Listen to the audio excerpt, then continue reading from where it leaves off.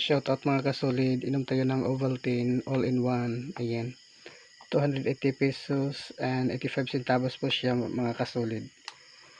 840 grams po siya. Ayan. Ayan po, 840 grams.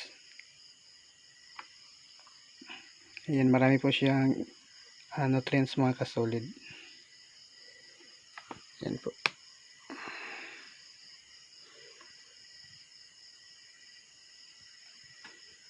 Ovaltine.